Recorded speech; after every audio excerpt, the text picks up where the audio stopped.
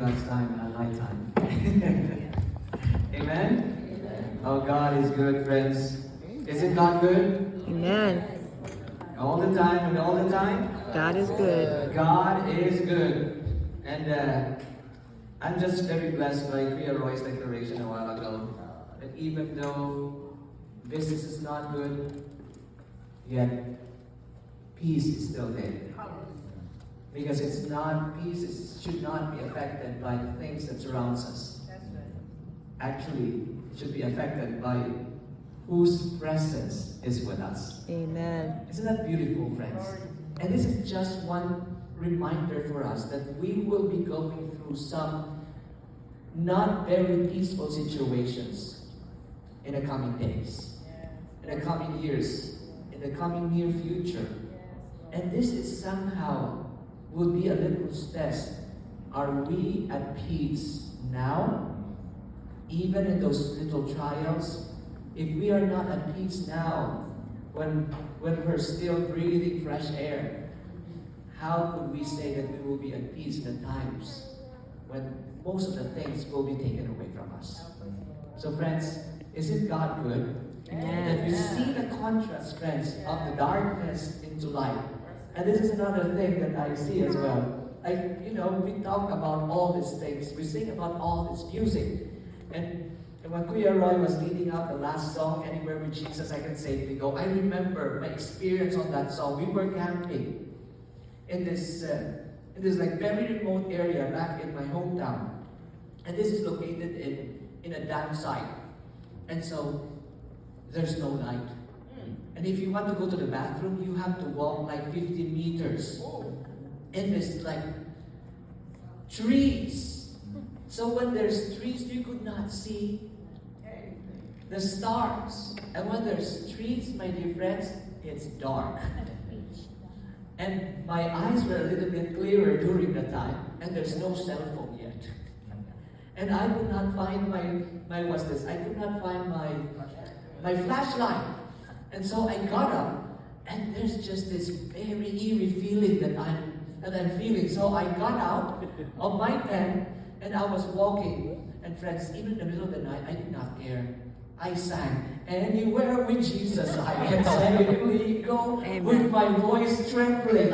And then I hear some rustling in the trees, Anywhere with That's right.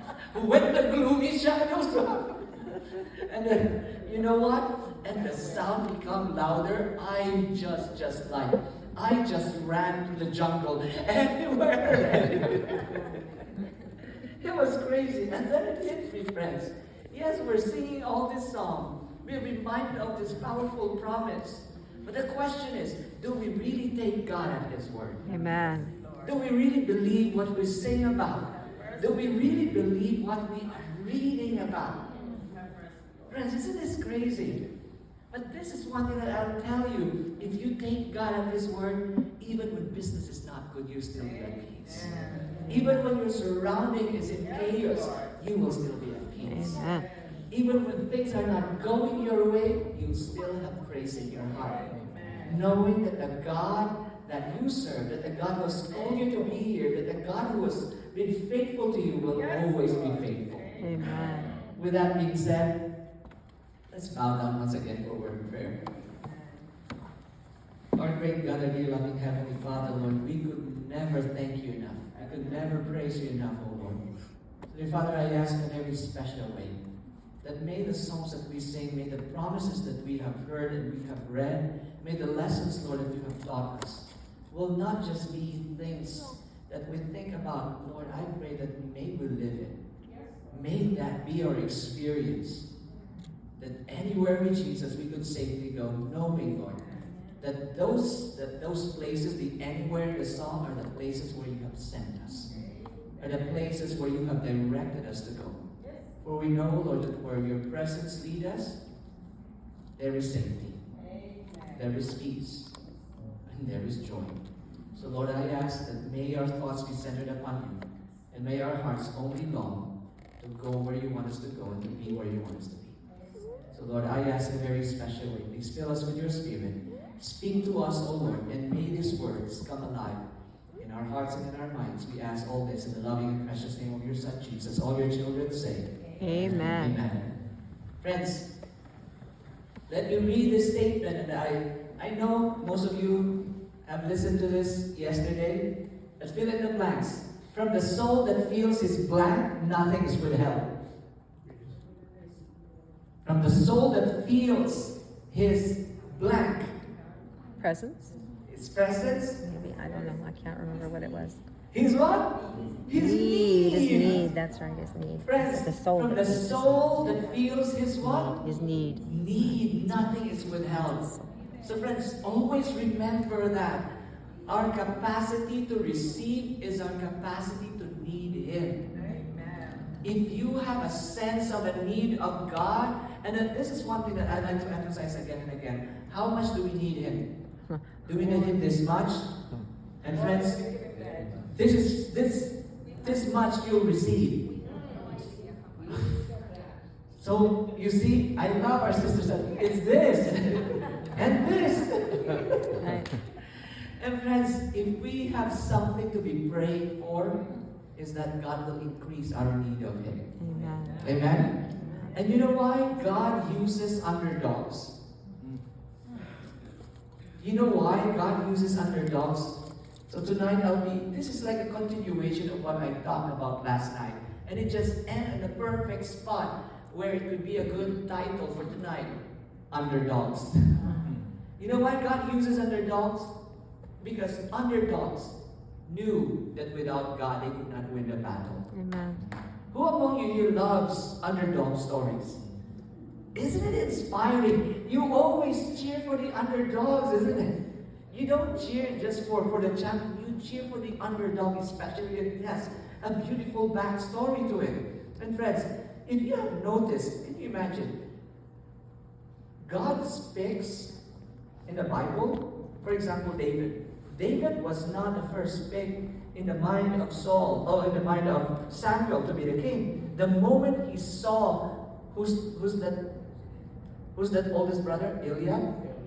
Is it Eliab? The moment he saw Eliab, he said, whoa, that man looks like a king. You know what God said? I'm sorry, that's not my choice. Nope. He's not my choice. He's a king in your eyes, but he's not my choice. And then one after another. And then Samuel said, no. Is there another one left? I said, yes, there's another one, but I don't think he's fit to be a king. He's tending He's the there tending the sheep. And when David came, he's the youngest, he's the smallest, and the description is a little bit ruddy. And friends, can you imagine this? And then Samuel heard the voice of God. That is my pick. Amen. Woo! God uses underdogs. Can you say amen? Amen. Friends, another one, Gideon. Yes. Gideon. And when Jesus appeared before Gideon, and Jesus told Gideon, you will deliver Israel. And this is one thing that Gideon said. This is in Judges 6 verse 15. He said, so he said to him, Gideon said to Jesus, O my Lord, how can I save Israel? Indeed, my clan is the weakest in Manasseh. Friends, in other versions it says, my clan, Lord, is the poorest in Manasseh. And it says in the next line, and I am the least in my father's house. Whoa. I am the least. You see, friends, God uses underdogs. Oh, friends, you don't know my story of how an underdog I am. And I could not even believe standing here in front of you right now, sharing with you the message. And, I'm the sixth among the 6 kids. I'm the youngest. My family planned for 4. I'm the 6th. And people tells me, so you are the oops baby. No. The 5th one was the oops baby. So what are you? I'm the oops, we did it again. We did it. So friends, can you believe that? I'm the Brinkley baby. And God uses underdogs. And friends, come to think of this. The 12 disciples, were they the underdogs? Oh, yeah. I'll tell you more about the disciples later. Another one, Paul. Paul. And by the way, friends, Paul was brilliant. And later on, when he saw Christ for himself, remember we talked about him last night? Yes. And his eyes were even blinded and became a thorn in his flesh. And the moment he saw Christ, you know what happened? He saw himself for who he truly is. The chief of sinners. Amen. That's The right. chief of sinners. And here I realize that even the top dog, the Lord will convert them into underdogs before he could use them. Amen. Did you Amen. hear this? Right. Isn't this crazy? The Lord will convert the top dogs to underdogs before God could fully use them. Friends, and I'll be focusing so much tonight on the story of one top dog that God converted into an underdog. You know who this is? Moses. Friends, Moses. A little description here. I was blown away by the description of who Moses is, of what his achievements, of what are the things that he can do when he was there in Egypt. Friends, remember, Moses was not an Egyptian. He was a Jew. He was an Israelite. So he was, what do you call this? He's not a fugitive, but he's an immigrant. He was a slave. Their race was a slave, my dear friends. Listen, and when you know the story of Moses, you know the story, and he was adopted by the princess. Listen to this, friends. And he went into Egypt, into the schooling in Egypt. But before, you know the story, the behind the scenes. Before Moses went to Egypt, his mother raised him to be fearing God, to be loving God. And listen to this, friends. In the schools of Egypt, Moses received the highest civil and military training. Of great personal attractions, noble in form and stature. Friends, just imagine this. Moses was good looking. He was what do you call this? He's the capital's crush. And friends, listen to this. Of cultivated mind and princely bearing, renowned as a military leader, and he became the nation's pride. He became the nation's pride. He's not even part of the nation. Can you imagine that? He's the best that Egypt could offer. He was in line to be the next Pharaoh. But friends, listen to this. Remember Egypt during that time? Egypt at this time is still being the most powerful and most highly civilized of the nations in the whole wide world. So he was the top, friends, in the whole wide world. But listen to the description here. This is from Education, Book Education, page 62, paragraph 1. It says here, of all the things that we see, of all the things that we somehow heard about the, what do you call this, the description of who Moses is, his bio is, what do you call this? Biography. Biography and his resume, his CV. Friends, listen to this. Not yet was Moses prepared for his life work. He had not yet learned the lesson of dependence upon a divine power. Friends, did you hear this? Even if you have all the accolades of this world, if you have not learned to depend fully on God, then you have not really reached what God has desired for you to achieve. Amen. And what? Yes, it was 40 years. He was trained so well. He was prepared to be a Pharaoh. He was the best at Egypt. He was the best that the world can offer. And yet, he was not prepared yet for the call that God has called him to do. And listen, he had mistaken God's purpose. It was his hope to deliver Israel by force of arms, because that was how he was trained to do, remember? For this, he risked all and failed. In defeat and disappointment, he became a fugitive and exiled in a strange land. Wow, friends. He did what he can based on how he was trained to do things. And what happened was, he failed. And at the end, he became a fugitive. And friends, this is one thing that I realized here in the story of Moses. In the beautiful verse in Isaiah 55, verses 8 and 9. For my thoughts are not your thoughts, says the Lord. Neither are your ways my ways. For as high as heaven is above the earth, so are my ways higher than your ways, and my thoughts than your thoughts. Friends, this is one thing that I'd like for our church to remember. We have wonderful ideas. We have looked back in the past and see how things were run, and we depend on that. We look up to people so much. But friends, remember, even those ways are not in comparison to God's ways. Even those thoughts, those powerful, even, what do you call this? Technologically advanced ideas. Friends, it's nothing compared to God's ways and God's thoughts. And friends, let's continue with Moses. It says here, in the wilds of Midian, Moses spent 40 years as a keeper of sheep.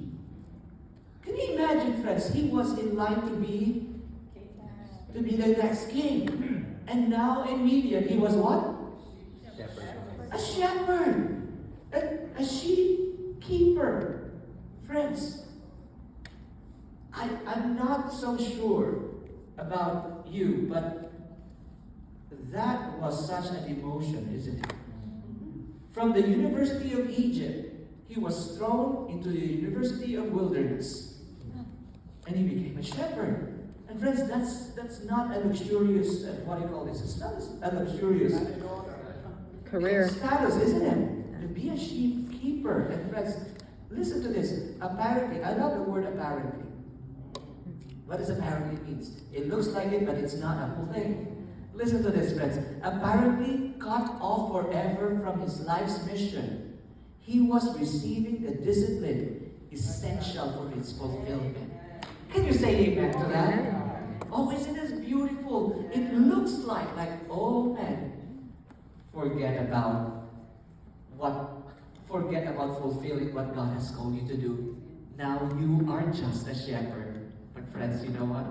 God is telling Moses, you just don't know what I'm preparing for you. Amen. You just don't know the lessons that you need to learn while you are here in this deplorable state. But friends, look back. Who are the other shepherds that God has used? David. I think David is the most decorated king. David, by the way, friends, is the only king recorded in the inspired writings that has not faced any defeat in the battlefield. Wow. Read it. He has not faced any defeat. You know what his secret?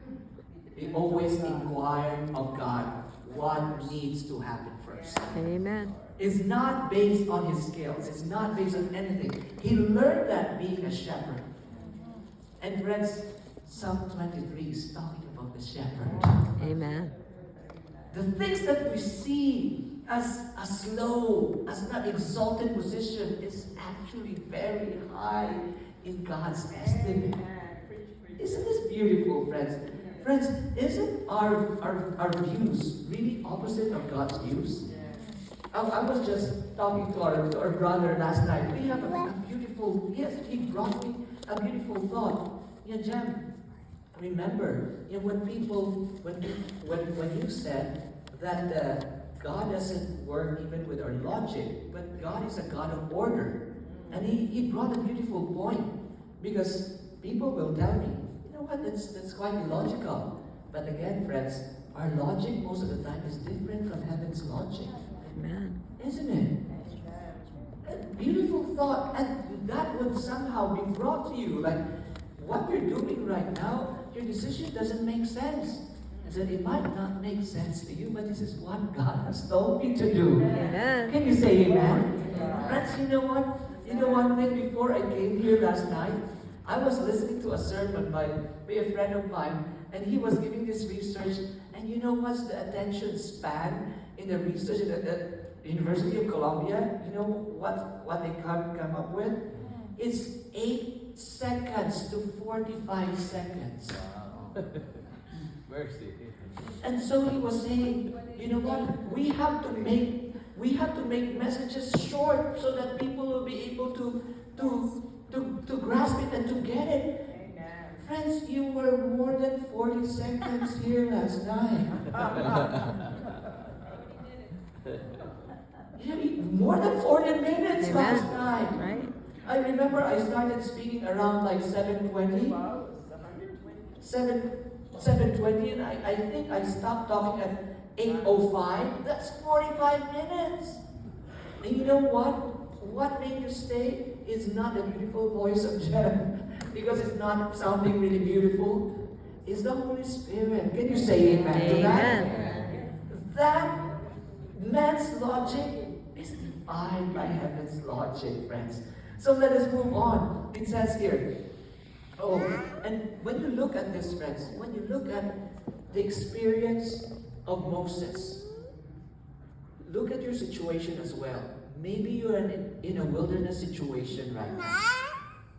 But don't be really sad about it, because there are so many things that came out of Moses' wilderness experience. Friends, listen to this. Oh, he was receiving the discipline essential for its fulfillment. And listen to this next thing, friends. That he might become a representative of God, he must learn of him. Before we could represent God, before we could bring the good news to our neighbors, before we even knock to our neighbors' doors, my dear friends, be sure that you have spent time in the presence of God. Amen.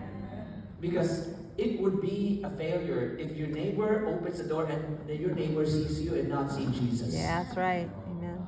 And your neighbor hears you and not hear Jesus. Can you say amen to that, friends? Amen. And friends, listen to this. This is what Moses has received in the midst of the wilderness experience. Amidst the solemn majesty of the mountain solitudes, Moses was alone with God. Friends, you know what God did to Moses? God took Moses out of the University of Egypt, the schools of Egypt, because God wanted to have a one-on-one session with him. Isn't this amazing, friends? Sometimes God takes away a lot of things in our lives.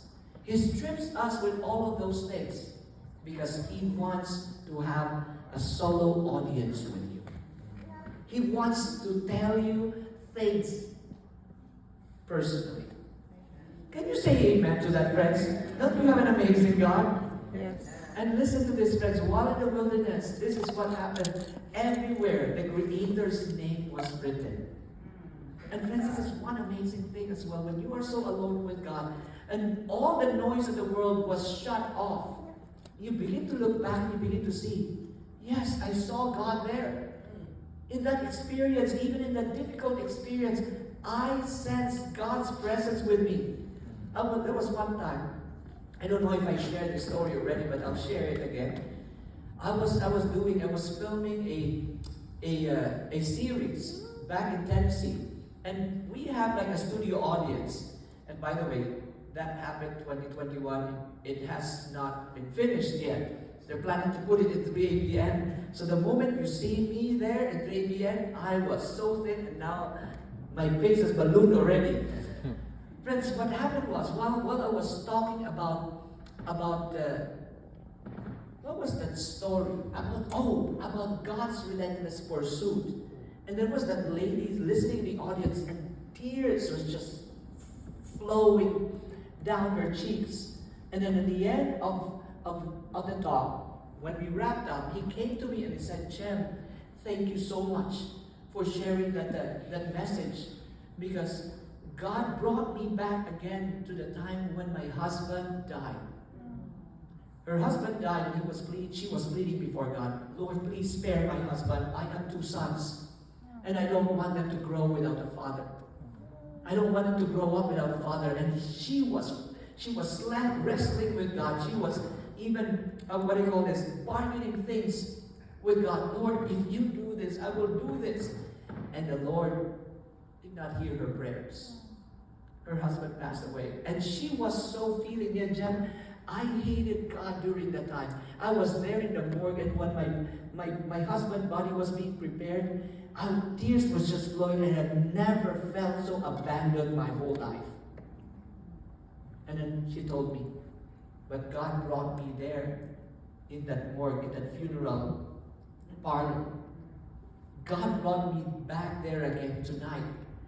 And I saw for the first time that He was with me. That I was never left alone. And then she just poured out her heart. Friends, isn't this amazing? God desires for us to have an alone audience, a one-on-one audience, that He'll be able to remind us, hey Judith, hey Lance, hey Blessing, hey Shane, you were not alone. Even in those times that you were feeling alone, you were never alone. Praise the Lord. I was with you, Lily. I was with you, Jesse. Isn't it amazing, friends? God desires for us to hear those words. And listen, friends, amid that solid majesty, everywhere Moses looked, he saw the evidence of the character of God. Here, his self-sufficiency was swept away. The moment you see God for who He truly is, my dear friends, self dies. Self reduces its value. And listen to this, friends. In the presence of the Infinite One, he realized how weak, how inefficient, how short-sighted man is. And friends, did you have an experience that brought you to this point? I've had a lot of experience. God has to bring me, has to powderize me before He opened doors for me. And friends, I think COVID did that to us. We saw that all the things that we are trying to do, things that we think we can do, we were not able to do. Even our plans, just like all failed. And friends, and Moses learned something in the school, in the wilderness. He learned humility. The only subject there was Humility 101. And God taught him that. And friends, this is one thing that I realized. If everything, friends, all the problems that we have in our lives, try to face it with humility. Try to face it with humility and see how it will transpire. Because most of the time, friends, we forget that this is how Jesus faced the attacks on Him. He faced it with humility and He came out victorious in the end. Friends, listen to this. Here Moses gained that which went with him throughout the years of his toilsome and care-burdened life, a sense of the personal presence of the Divine One. A sense of the personal presence of God. This is what he got from the wilderness moment. So friends, do not ever, ever turn your backs from the wilderness experiences that God is giving you.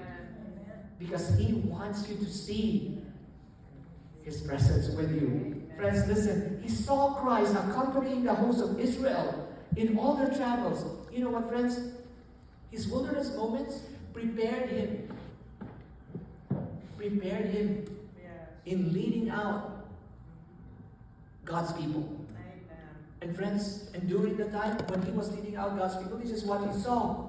He saw Christ accompanying the host of Israel in their travels, and when misunderstood, and he was misunderstood so many times, and misinterpreted, when called to bear reproach and insult, to face danger and even death, he was able to endure as seeing Him who is invisible. Friends, are you seeing Christ in your situation?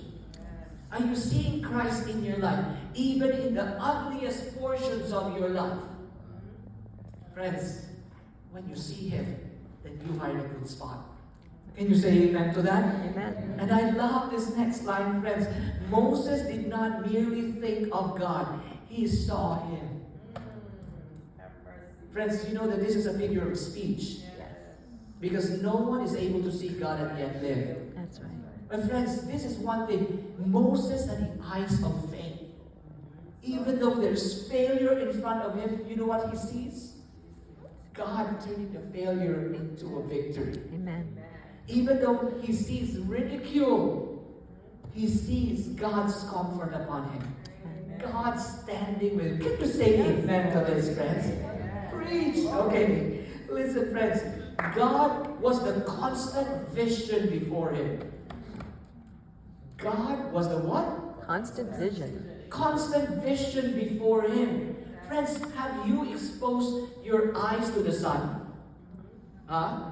Have you tried one time looking at the sun? We've been foolish at one point in our lives. Huh? As when we were kids, you looked at the sun, and then what happened? Blind. You can't see. And then you try to close your eyes, open your eyes. When you open your eyes, what do you see? The sun. The sun. Uh-huh, the sun. What do you see? The sun. It The imprints. sun. Yeah. Why? Because you fixed your eyes on the sun. And this is one thing that Moses did. Because he was so alone with God in the wilderness. Now, even in the darkest moments, all he could see was the sun. The Son of righteousness. The Son of God. Friends, never did he lose sight of his face. Never did Moses lose sight of the character of God. When the enemy throws all this doubts at him, you know what Moses saw? No, that is not a picture of God. You're painting a different picture of God in my eyes. That is not my God. Don't try to fool me, Satan. I know who my God is. You know why he knows who his God is? Because he spent so much alone time with his Heavenly Father. Oh, my dear friends. You know what? I'm just in section number 3. It's already 7:51. It means to say that this will be part 3 tomorrow night. I would not want to rush this because there's just so many powerful points in this. Listen, friends, Moses did not merely think of God, he saw him. God was the constant vision before him. And then when this hit me, is God my constant vision? Or is my bank account my constant vision? Is my social media my constant vision? Or are my problems my constant vision? Or is my face my constant vision as I look in the mirror? And friends, it all hit me here. How much time do we spend with God? And you know what? It will be indicated by the peace that we have in situations. When our peace is disturbed, then it means to say that we have taken our eyes off of Him. Friends, let us continue on. It says here, such was the experience that Moses gained by his 40 years of training in the desert.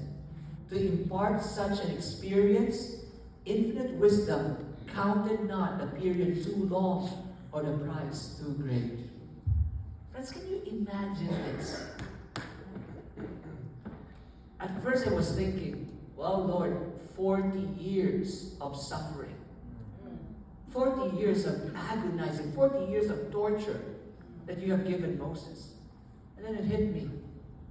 God was willing to wait 40 years for Moses, for him to learn. I don't know about you, friends, but I don't have 40 years of patience.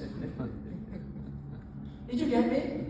I don't have 40 years of patience, friends, but God does. Amen.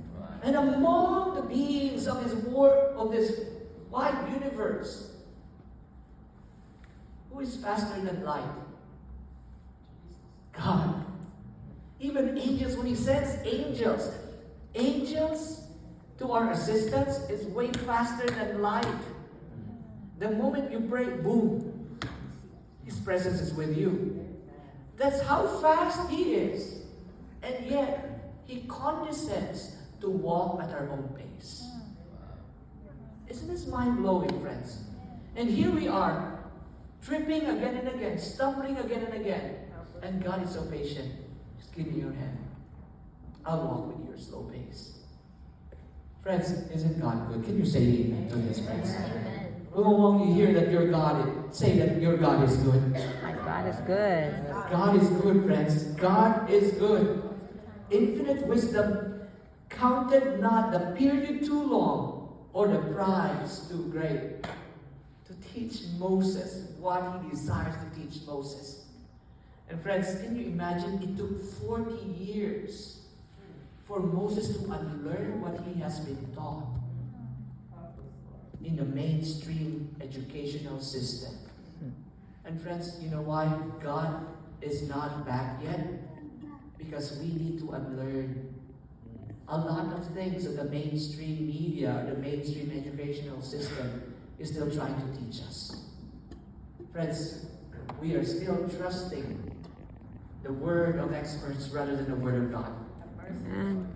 We're still inclined to listen to the voice of the popular many than the voice of the silent. My dear friends, we need to teach ourselves to listen to only one voice. Can you say amen to that, friends? Amen. Oh, and listen to this, friends.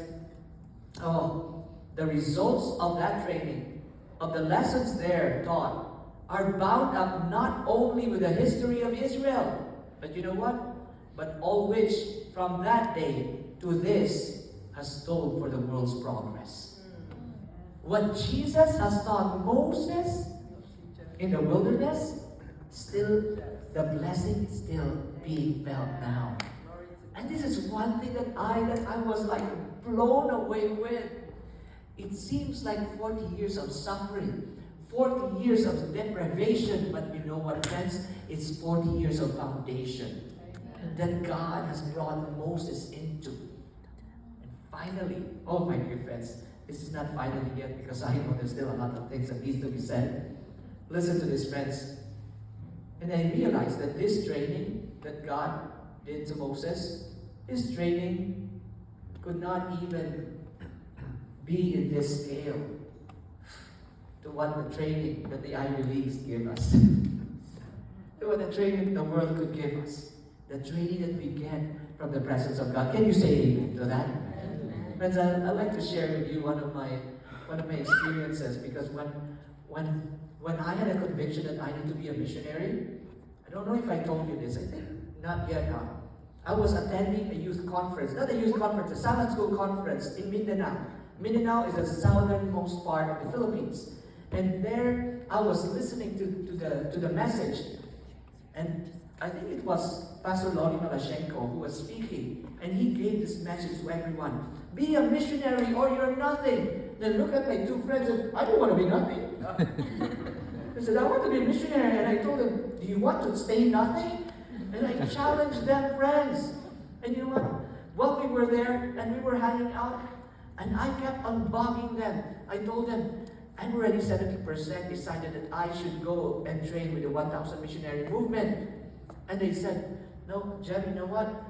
I'm not so sure. I'm only 10% convinced. And I'm thinking, guys, you want to say nothing, huh? I kept on pressuring them. By the way, friends, I even told them, can you imagine if the three of us will go to the training? We will be the triple threat. I trusted my skills so much, friends. And guess what happened? The two were able to go, and the Lord had me stay. I did not have any training, friends. I was not able to go. I even resigned from my job already. And I'm thinking, Lord, why? There's so many stories behind how that transpired. But in God's providence, the Lord had me stay. And now I realize why. Because if I went during that time, God would not be able to use me. I was so full of myself. Friends, I was relying so much on my influence with the young people. I was relying so much on the skills that I have, but I was not relying on God. You know how the Lord somehow gave me a wilderness experience? By the way, friends, while I was studying in high school, I was already working. So I was working, even in elementary, friends, I was already a businessman. In high school, third year high school, I was already working in a photography shop. And by the time that I was in college, I was a supervisor.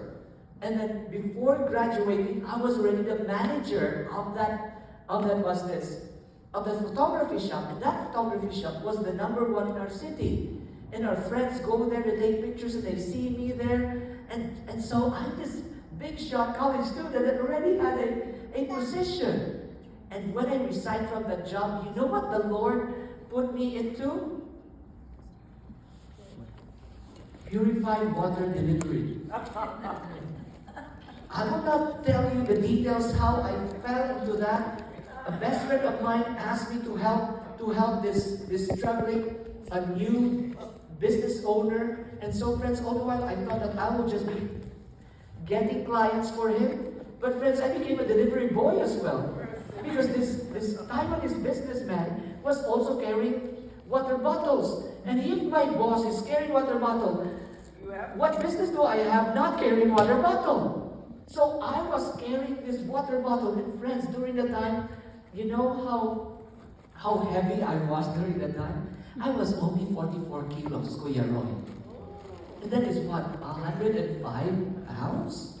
And I was carrying this water bottle at friends at first, and one water bottle is like 20 kilos.